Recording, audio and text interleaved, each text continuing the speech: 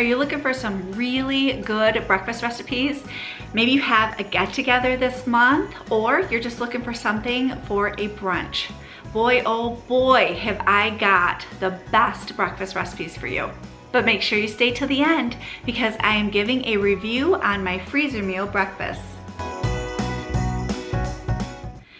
My first breakfast that I am sharing only has 4 ingredients. Yep, only 4, and it was delicious. It actually reminded us of the breakfast croissant at Burger King. This breakfast is called an easy sausage breakfast casserole. So I'm starting out with 1 tube of crescent dough, and I have pressed it into a greased 9x13 pan and sealed up all of the perforated edges. I'm going to take a package of cooked ground pork sausage. I'm going to place that all over the crescent rolls. I have 6 eggs that have been stirred together really well. I added salt and pepper. The recipe does not tell me to do that, but I just did. And I am going to pour that over the top of the sausage and the crescent. I have topped everything with 2 heaping cups of shredded cheddar cheese. Now I'm going to put it in the oven on 350 and I am going to bake it for 30 minutes.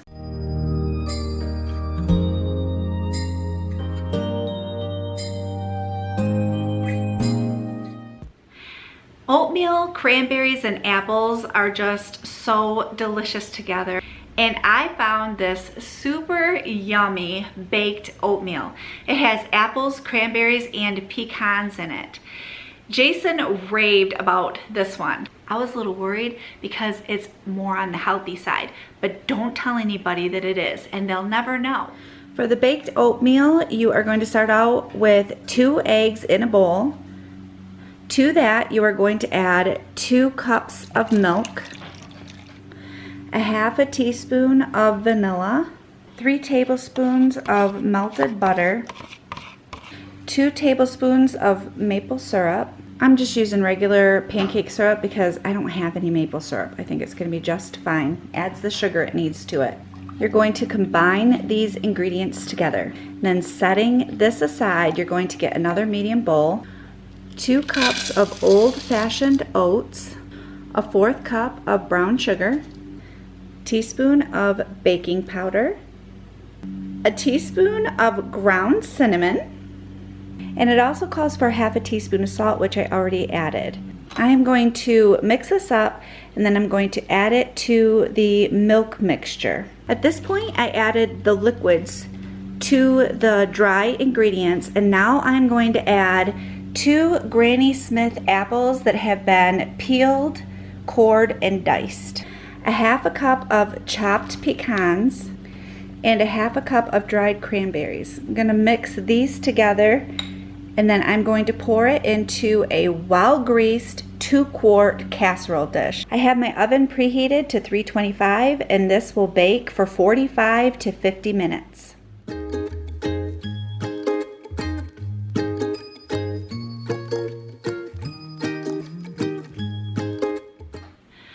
Okay, this final breakfast was so super delicious that Timothy and Jason requested it only a few days again after we had finished off the first one.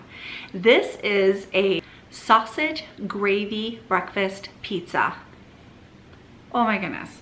The crust is croissants. Then you have sausage gravy, sausage, scrambled eggs, pepper jack cheese, and cheddar cheese. Oh, it was so good.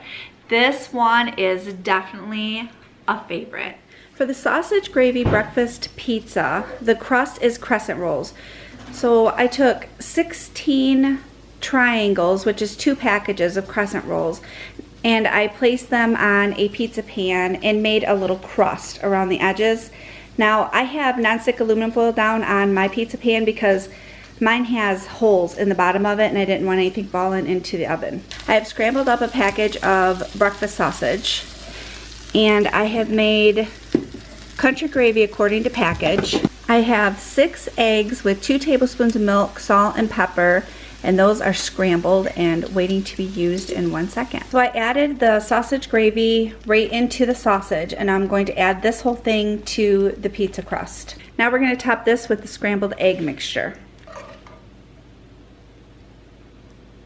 Okay, I missed some steps. I was supposed to bake the crust first for 11 to 13 minutes on 375. I did not do that, so I'm gonna go ahead and put all this in for about 11 to 13 minutes. We'll see how it does, and then I'll add the cheeses for another 5 to 10 minutes. Even making that mistake about not cooking the crust beforehand, it's doing really well. We ended up putting it in for 12 minutes and the crust ended up being golden, so we're good. Just a side note in case you make this same mistake, it doesn't ruin the pizza. Now I added 8 ounces of shredded cheddar cheese and 4 ounces of pepper jack cheese. Now I'm going to put it back in the oven on 375 for 5 to 10 minutes until the cheese is all melty and the crust is a little more golden. This would be so good if you have guests coming over for the holidays, for brunch, or just a little something special for your husband. I can guarantee he would greatly appreciate it.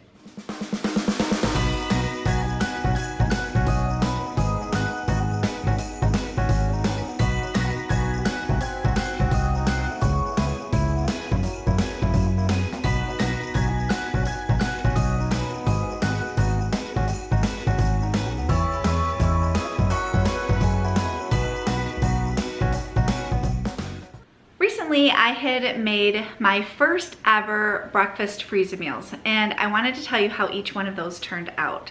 Now, the breakfast casserole we are saving for Christmas morning, so that one we have not had, but the other 3 we have.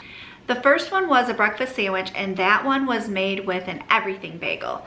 Well, I had taken the eggs and I had cooked the eggs in a muffin tin and I had put them in the oven and baked them. They turned out so good, but because the bagel is so large, the egg was too small for the bagel. So next time I'm gonna try another way to cook the eggs, which I have found on Pinterest already, so that the egg fits better on the bagel. To heat it, we just wrapped it in paper towel. We put it in the microwave for about 1.5 to 2 minutes. We didn't even flip them over, but you can if you want to.